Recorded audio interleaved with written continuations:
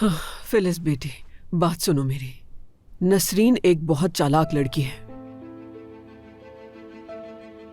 उसकी चालाकियां तुम्हें इस कम उम्री में समझ नहीं आ सकती बेटी।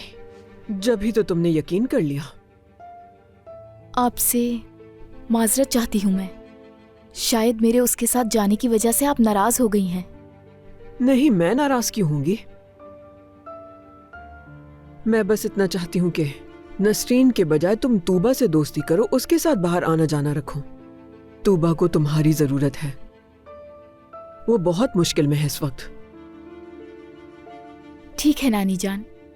बहुत प्यारी बेटी है मेरी। शाबाश, खुश रहो हमेशा।